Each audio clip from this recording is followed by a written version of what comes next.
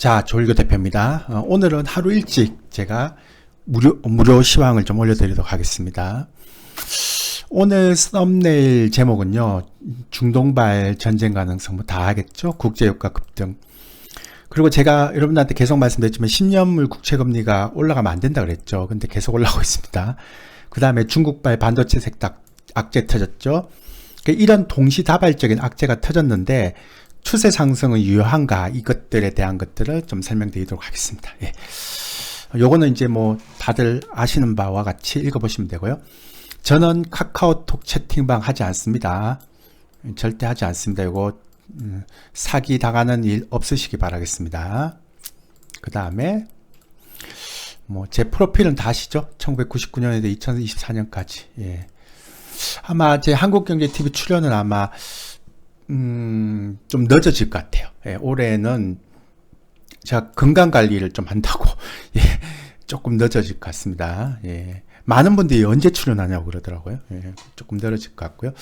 그 다음에 이제 유튜브 멤버십 방송 제가 안 한다라고 다 이제 3월 30일부로 종료했죠? 자꾸 물어보신 분이 있는데 이제 안 합니다. 그러면 대표님 VIP 회원 방송 어떻게 가입합니까? 라고 하시는 분들이 있는데요. 제가 따로 사이트를 만들어서 하고 있죠. 이 시간 통해서 많이 얘기했죠. 그래서 뭐 방송 일정도 저희는 생방송 안 하고요. 녹화 방송만 하고, 그 다음에 문자 전송한다. 이런 것들 말씀드렸고요. 그 다음에 뭐 가격은 와우넷보다 훨씬 쌉니다. 36만원. 제가 지난번에도 말씀드렸습니다.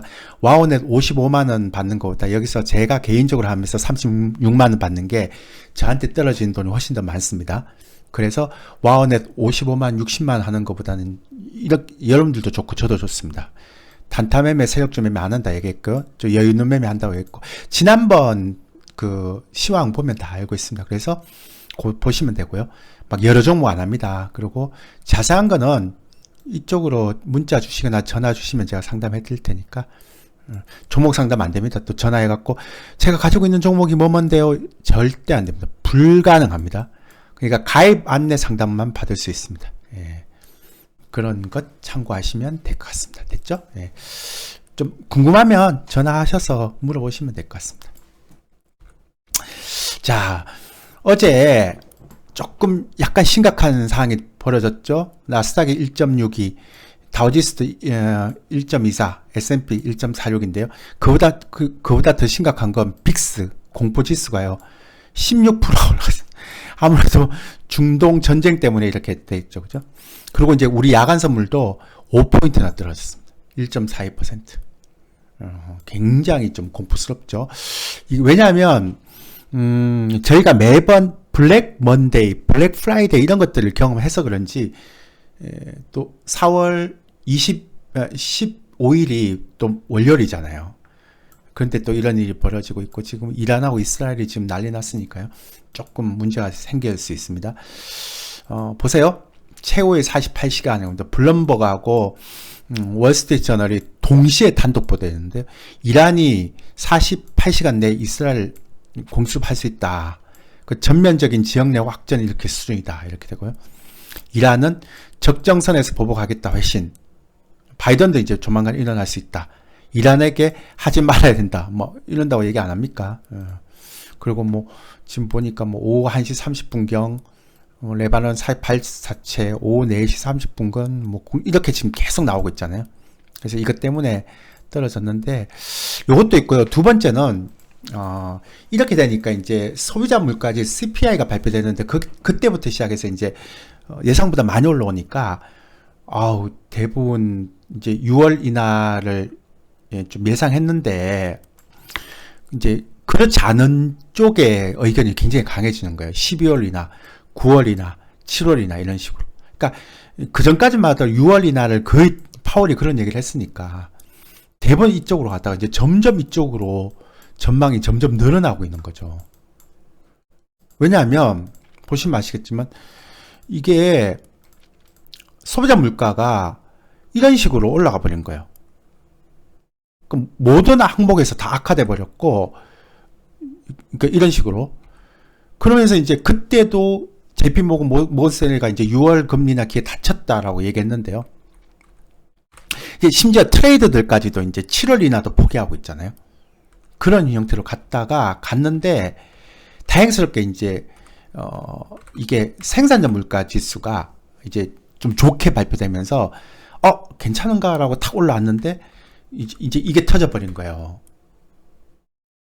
그래갖고 이제 유가가 좀 올라가면 또 인플레이션에 굉장히 문제가 생기잖아요.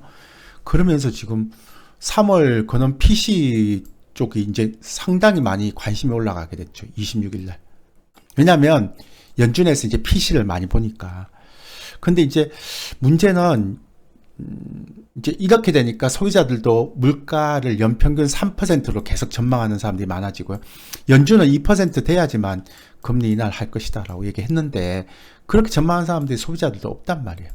지금 분위기가 점점 안 좋죠. 그런 상태에서 중동의 전쟁의 가능성이 커져버리니까 이렇게 되면 인플레이션이 굉장히 고차가 되겠다. 2%까지 못 가겠다. 이러니까 조기 금리 인하 가능성도 확 들어가 버리는 거죠. 그러니까 시장이 굉장히 힘들어지는 거죠. 그러니까 이제 바이든 같은 경우 대선이 있으니까 또 뭡니까? 대출 탕감을 또 하는 거예요. 대출자 27만 7천명에 대해서 또 10조 원 정도 학자금 탕감 발표하는 거죠. 그래서 이제 소비를 하락하려고. 왜냐면 대선 때까지는 주가 떨어지면 안 되거든요. 경제 지표 떨어지면 안 되니까. 근데 이걸 두고 이제 막 욕을 엄청 하죠. 공화당은. 트럼프도 욕하고 있고. 그죠? 이런 무례한 정책을 가지고 대선을 이기려고 한다. 막 이런. 이제 시장은 어떻게 받아들이는지 보는 거죠. 아직까지는. 지금 이렇습니다. 그러니까 상황이. 이렇고, 3월 의사록에서도, 이제 예전 같이 좀 다르게 설득력이 부족하다. 완화는 하고 있지만. 그죠? 그 다음 물가 둔화가 고르지 않는 경우. 그러니까 의사록에서도 연준 위원들이 약간씩 이제 조기 금리나 파월 의장하고 다르게 이제 잠깐 브레이크를 거는 거죠. 그죠? 그래서 이제 시장이 좀 올라가려고 그러다가 굉장히 막혀 있는 형태입니다. 그죠? 그런 상황에서 또 이제 엔비디아가 2.68 떨어졌고요. 그 다음에 뭐 AMD가 4% 떨어졌고, 여기 인텔은 없네요. 인텔도 엄청나게 떨어졌죠. 그 다음에 JP모건은 실적이 굉장히 많이 잘 발표했는데 뒤에 가서 제가 설명드리겠습니다. 떨어졌죠. 특히 마이크론 시장에 굉장히 지금 우리 시장의 삼성전자와 하이닉스 반도체 이끌고 있는 마이크론도 거의 4%가 떨어지면서 시장 분위기가 굉장히 안 좋아진 거죠. 근데 이제 이 이유는 중국서 뭐 작년 12월에도 그런 얘기했고요. 올해 3월 24일도 그런 얘기했는데 이제 4월 12일 날 어제 월스트리트 저널에서 통신망 사업자에서 외국산을 배제하겠다. 뭐 인텔하고 AMD밖에 더 있나요? 외국산 배제한다 그러니까. 그렇잖아요. 그러면서 그 둘 다 이제 점유율이 되게 높으니까.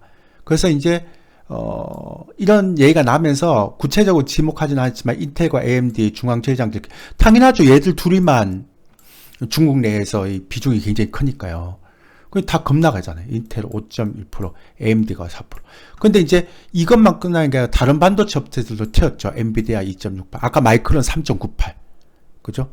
그 다음에 뭐 퀄컴도 뭐 3.84 이렇게 내리면서 시장의 분위기가 되게 안 좋아졌습니다. 근데 이제 JP모건 실적 되게 잘 발표했어요. 예상치가 4.11인데 4.44까지. 손실 충당금도요 굉장히 많이 줄었어요. 근데 왜 떨어졌냐? 가이던스. 그러니까 2024년 순이자금은 900억인데 890억 달러. 그러니까 올해 안 좋다는 거예요. 1분기 실적 좋게 발표했는데 올해 가이던스가 안 좋다 그러니까 당연히 떨어져 보이죠. 그죠? 그래서 어제는 반도체부터 시작해서 금융주까지 다 떨어지니까 시장이 안 좋아진 거죠. 특히나 이제 잘 알죠? 올해 이번 주에 가장 핫도가 됐던 것 JP모건의 제이미 다이먼 불확실성 얘기하고 금리 8%. 이것도 이제 최소 3%에서 최대 8% 이렇게 얘기했는데 시장이 안 좋아지니까 8%만 딱 떼서 언론이 이제 얘기한 거예요. 근데 이거는 좀 신기하잖아요. 끔찍한 전쟁, 지정학적 긴장 불안, 인플레이션 압력 계속 이렇게 얘기했는데 전쟁이 터져버린 거예요. 그러니까 제이미 다이먼 알고 있었나? 뭐 이런 얘기를 하고 있는데 이거는 사실 최소 3에서 최대 8% 이렇게 얘기했는데 안 좋아지니까 8%만 부각시킨 거죠. 근데 이제 언론에서 이런 얘기를 하는 거죠. 아니 금리가 계속 조기 금리 인하 얘기를 하고 있는데 어떻게 8%를 얘기해? 그러니까 이 8%, 3에서 5%가 아니고 3에서 8% 이 얘기를 하니까 여기에 이제 포커스 맞춰서 막 그렇게 된 거죠. 근데 제이미 다이먼은 계속 털렸는데 계속 털리다 이번에 맞출 수도 있는 거 아닙니까? 그죠? 그래서 보세요. 예전에는 브렌트유만 올라갔는데요. 이제는 WTI까지 같이 올라가고 있죠. 제가 계속 말씀드렸죠. 이거 제가 70불인 상태에서 90불 넘어설 수 있다고 계속 경고했거든요. 제가. 그리고 비트코인 떨어지고 있고, 10년물 국채금리 떨어졌을 망정이죠. 제가 계속 말씀드렸죠. 이거 4.7에서 4.8 가면 진짜 문제 생깁니다. 제가 지난번에 한번 말씀드렸죠. 이게 이 폭등한 국제유가. 예. 5월 인도분은 87%까지 갔군요. 6월 인도분 같은 건 WTI 92.1%. 와, 무섭게 올라갑니다. 그리고 이제 이것도 있지만 10년물 입찰이 1년 반 만에 채 아무도 안 사는 거예요. 10년물 국채를. 그럼 이건 이제 금융기관이 다 떠안아야 되니까 아까 가이던스도 안 좋은 데다가 이런 문제가 생기잖아요. 그죠? 제가 이거 아까 얘기했던 거 10년물 국채금리가요. 이렇게 올라가면 폭락합니다. 그러니까 항상 10년물 국채금리하고 주가하고는 달리 갔습니다. 얘가 올라가니까 폭락했죠. 여기서 이제 떨어졌는데 이게 반등이 아니라 그냥 이렇게 다시 올라갈 것 같으면 이게 떨어지죠. 그래서 10년물 국채금리가 4.7, 4.8 넘으면 시장 되게 위험해요. 근데 다행스럽게도 아까 말씀드렸지만 10년물이 지금 4.5에서 지금 머물고 있기 때문에 정말 다행인 거죠. 2년물은 뭐 거의 4.9 찍었고요. 지난번에. 근데 10년물 봐야 됩니다. 이게 이제 시장 금리하고 연동하기 때문에 봐야 되고요. 어쨌든 그렇습니다. 그래서 근데 이제 외국인들은 이제는 롤오버 했던 물량은 이제 줄었죠. 장중에 이제 13,000계약까지 줄었으니까 다 팔아먹었고요. 이익 실현했다는 얘기죠. 그죠? 아직도 4만 계약 남았는데 롤오버 물량이 어떻게 할지 모르겠습니다만. 근데 되게 재밌는 거는 계속 사요. 코스피는. 블럭들도 있지만 1분기에 15조 8천억 샀는데 2분기에 또 3조 3천억 샀습니다. 물론 기관들은 계속 팝니다. 그래서 시장이 떨어지는 거고요. 코스닥은 외국인들 안 삽니다. 그래서 제가 자꾸 코스피의 대형주만 보라고 얘기하는 거죠. 그래서 이게 이제 저는 변동성이지 추세 하락으로 가진 않을 것 같다. 물론 이제 전쟁이 굉장히 심해지거나 아니면 다음 주에 외국인들의 선물 매도가 굉장히 좀 가파르게 막 심화됐다 이렇게 생각하면 모르죠. 그러니까 이걸 알고 있었던 것 같아요. 외국인들은 금요일날 13,000계약을 팔았잖아요. 선물을요. 근데 이제 월요일날 다시 봐야 되겠죠. 그래서 월요일날도 안 좋으면 굉장히 좀 안 좋죠. 신용장부는 계속 줄어들고 있는데요. 아직도 많이 쌓여져 있습니다. 2조 8천억이다. 그래서 변동성이 나오면 이 2조 8천억은 이제 죽죠. 그래서 신용이 잔고를 하면 안 된다고 얘기했는데요. 그리고 보면 금요일 날 이게 흐름인데요. 보면 2차 전지는 다 지금 안 좋죠. 근데 반도체도 이제 삼성전자 하이닉스는 좀 덜 좋던데 이쪽 섹터만 좀 좋아지고 있죠. 뒤쪽에. 로봇 관련주 이쪽 섹터만 좀 좋아지고 있고 조선주는 좋은데 아직까지 거래량이 없어서 얘는 관심이 별로고요. 그리고 방산주는 좋아졌다가 조금 이제 약세권에 들어가고 있죠. 제가 제일 좋아하는 종목은 로템이었습니다. 3만원대 초반, 2만원대 후반 계속 사고 있었던 종목이었는데요. 요즘 제일 잘 갈고 있는 게 로템이죠. 그 다음에 이쪽은 다 안 좋고요. 바이오주만 조금 올라왔고, 그 다음에 전력 인프라 쪽이 요즘 가장 좋죠. 그죠? 이쪽이 굉장히 좋습니다. 전력 인프라 쪽이 굉장히 좋고요. 그 다음에 이번 주 가장 안 좋은 건 총선 끝나고 나서 밸류업 관련 종목들이 가장 많이 떨어졌습니다. 화장품주는 아모레지가 내려와야 되는데 올라갔네요. 얘들은 이제 낙폭과대로서 반등이 나오긴 하는데 이런 건 믿을 수가 없고요. 그래서 어쨌든 그렇습니다. 그래서 이런 형태였는데 지금 중국발 악재가 터져갖고 다음 주에 이제 반도체주가 어떻게 될지 모르겠네요. 얘가 이제 시장을 움직이는 형태이기 때문에 보통 이제 반도체주가 떨어지면 2차 전지가 잡으면 시장이 좀 덜 떨어지는데 최근에 2차 전지 추세가 너무 안 좋아요. 그래서 시장을 잡을 수 있을라 모르겠다라는 생각 때문에 그죠? 그래서 시장이 좀 다음 주에 좀 떨어지면 어떤 종목, 어떤 섹터들이 좀 센지 여러분들이 좀 봐야 됩니다. 그죠? 그래서 주간 시황을 좀 정리하면 미국의 소비자 물가지수 안 좋은 데다가 예상치 상회했는 데다가 그래서 이제 조기금리 인하 가능성이 약화됐는 데다가 중동 전쟁 가능성이 증가되면서 국제유가가 급등하죠. 그러면서 인플레이션이 이제 또 3%대로 고차가 될까봐 이게 가장 큰 문제죠. 그래서 1번, 2번 때문에 지금 조기금리 인하 물 건너가는 분위기입니다, 지금. 그리고 이제 중국 통신망 사업자 외국산 배제하면서 인텔, AMD 반도체 급락했기 때문에 이게 우리 시장에서 이제 반도체 섹터들 어떤 영향을 미칠지 봐야 되고요. 미국의 이제 금융주 1분기 실적을 발표했는데 불구하고 주가가 하락됐습니다. 가이던스가 실망돼서. 그래서 금융주도 시장을 못 잡아준다. 뭐 JP모건이 그러면 뭐 당연히 딴 것도 안 그랬죠, 그죠?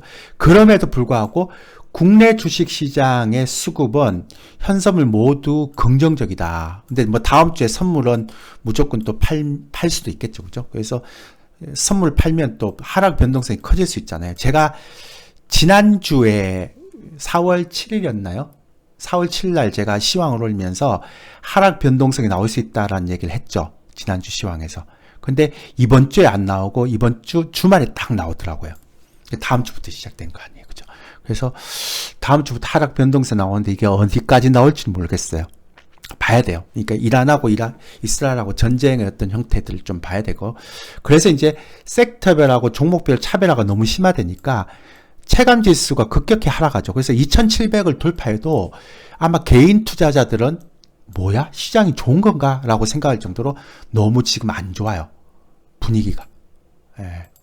그죠? 그래서 체감 지수가 급격히 하락하고 있다는 거. 그리고 이번 하락 변동성이 나온 이후에 주도주가 변화 가능성이 좀 있습니다. 그런 것도 봐야 되고요. 특히나 이제 1분기 실적 및 가이던스, 이게 실적만 좋게 나와서 되는 게 아니에요. 미국도 금융주 1분기 실적이 잘 나왔지만 가이던스가 실망이라서 떨어졌잖아요. 그래서 1분기 실적하고 가이던스를 다 봐야 돼요. 그래서 둘 다 좋은 섹터들이 아마 주도주일 가능성이 있어 보인다라는 걸 제가 예상하고 있고요. 특히나 다음 주 하락할 때 어떤 섹터가 잘 견디는지 꼭 보셔야 됩니다. 센지, 그리고 이것도 좀 봐야 됩니다. 두 개만 보면 되지 않을까 싶어요. 특히나 4월달, 5월달에 1분기 실적 발표됐는데요. 이 실적이 안 나오면 급락할 수도 있고요. 또 실적이 잘 나오는 종목들 중에 올라갔다 다시 떨어진 종목도 있고 급등한 종목도 있거든요. 이 가이던스에 따라서 다르다고 보면 됩니다. 그죠? 그래서 다음 주는 좀 조심하면서 외국인들의 선물 수급도 봐야 되고요. 현물 수급은 굳이 볼 필요가 없습니다. 왜냐하면 너무 단단해요, 아직까지는. 그래서 그 선물로 이제 하락 변동성을 줄 수도 있는 거죠, 그죠? 그렇게 보면 되고, 그 다음에 이제 1분기 실적 봐야 되고, 그 다음에 지금 가장 문제가 되는 게, 제가 여기는 안 적어놨는데, 깜빡하고 안 적어놨는데요. 지금 환율이 1370원이잖아요. 이게 지금 가장 큰 문제예요. 근데 이렇게 환율이 높음에도 불구하고 외국인들 매도가 안 나와서 다행이죠. 굉장히 부담스러운 거잖아요, 이게요. 이게 만약에 1400원 가면 그때부터 시작해서는 정말로 외국인들도 이제 현물 매도를 해야 된단 말이에요. 환차손이 나오기 때문에. 그죠? 그래서 저는 이게 이제 가장 큰 문제. 그러니까 저는 가장 큰 문제가 미국 중동의 전쟁이 좀 심각해지고 장기전으로 가면 안 되죠. 국제유가 계속 급등하면 인플레이션 문제가 되니까. 그러면 10년물 국채금리가 4.7에서 4.8까지 가는 거 정말 저는 최악이고요. 이것도 안 되죠. 우리 환율이 1390원, 1400원대 가면 그것도 굉장히 안 좋은 겁니다. 그죠? 이 세 가지가 굉장히 중요한 거기 때문에 이 세 가지만 집중해서 좀 보시기 바라겠습니다. 됐죠? 예. 자, 이상입니다.